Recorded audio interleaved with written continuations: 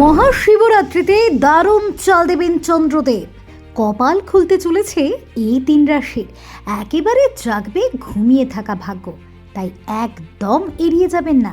দেখে নিন আপনার ভাগ্যে কি আছে। প্রিয় দর্শক, সনাতন ধর্মে মহাশিবরাত্রি অত্যন্ত বিশেষ বলে মনে করা হয়। এই দিন দেবাদিদেব মহাদেব এবং মা পার্বতীকে উৎসর্গ করা হয়। পৌরাণিক বিশ্বাস অনুযায়ী এই দিন ভগবান শিবের মাতা পার্বতীর সাথে বিবাহ হয়েছিল। হিন্দু পঞ্চাঙ্গ অনুযায়ী ফাল্গুন মাসের কৃষ্ণপক্ষের চতুর্দশী তিথিতে মহাশিবরাত্রির উৎসব পালন করা হয়। এই বছর মহাশিবরাত্রি বুধবার 26শে ফেব্রুয়ারি পালন করা হবে। জ্যোতির্বিদদের মতে এই বছরের মহাশিবরাত্রি অত্যন্ত বিশেষ।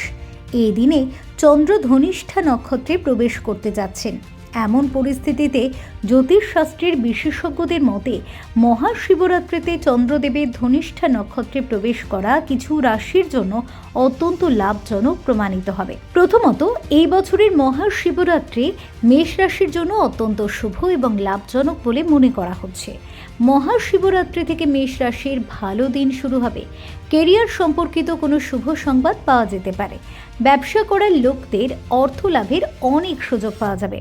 কর্মস্থলে মান সম্মান পাওয়া যেতে পারে। চাকরিতে পদোন্নতির পরিস্থিতি তৈরি হতে পারে। এছাড়াও অর্থ সম্পর্কিত সমস্যার সমাধান হবে। অপ্রয়োজনীয় খরচের ওপর নিয়ন্ত্রণ থাকবে। পরিবারে কোনো মাঙ্গলিক কাজ সম্পন্ন হতে পারে। সন্তানের সম্পর্কিত কোনো শুভ সংবাদ পাওয়া যাবে। দ্বিতীয়ত, কর্কট রাশি। এই রাশির জাতকদের জন্য এই বছরের মহাশিবরাত্রি অত্যন্ত শুভ। এই দিন থেকে কর্কট রাশির মানুষের ব্যবসা ফুলে ফেপে উঠবে। সেই সাথে ব্যবসা করার লোকেদের প্রচুর অর্থ লাভের সুযোগ পাওয়া যাবে। এছাড়াও মা লক্ষ্মীর কৃপা পাওয়া যাবে। জীবনে সুখের সঞ্চার হবে।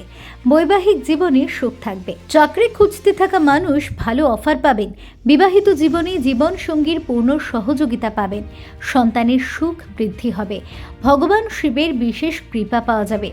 তৃতীয়ত, ধনুরাশি।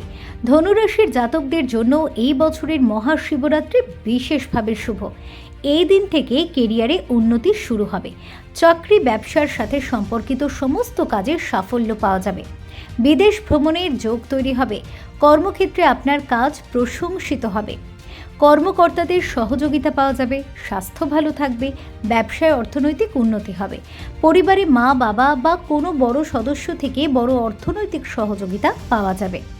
প্রসঙ্গত উল্লেখ্য, হিন্দু জ্যোতিষশাস্ত্র অনুযায়ী 12টি রাশি বা জ্যোতির্বিজ্ঞানীয় চিহ্ন রয়েছে, যা মানুষের জন্ম সময় একে অপরের প্রতি নির্দিষ্ট অবস্থানে থাকে। এগুলির প্রতিটি রাশি একটি বিশেষ গুণ এবং প্রকৃতি প্রকাশ করে। প্রতিটি রাশির জন্য গ্রহগুলিরও একটি প্রভাব রয়েছে, যেমন সূর্য, চন্দ্র, মঙ্গল, বুধ, বৃহস্পতি, শুক্র, শনি, রাহু ও কেতু ইত্যাদি গ্রহগুলির অবস্থান এবং গতিপথ মানুষের জীবনে নানা প্রভাব ফেলে। এই গ্রহগুলির স্থানান্তর বা দশা মানুষের ব্যক্তিগত জীবন, সম্পর্ক, আর্থিক অবস্থা, স্বাস্থ্য, কর্মজীবন এবং অন্যান্য দিকের ওপর প্রভাব ফেলে। এগুলি বিশ্লেষণ করে একজন জ্যোতিষী ভবিষ্যতের পূর্বাভাস দেয়। এই জ্যোতিষশাস্ত্রে কুণ্ডলী তৈরি করা হয়, যা একজন ব্যক্তির জন্মের সময় গ্রহ নক্ষত্রের অবস্থান অনুযায়ী তৈরি করা হয়। প্রিয় দর্শক, দেবলোকের পথের আজকের পর্বের আলোচনা আপনারা শুনলেন। আমাদের এই আলোচনা যদি আপনাদের ভালো লাগে তাহলে অবশ্যই ভিডিওটি সবার কাছে শেয়ার করুন।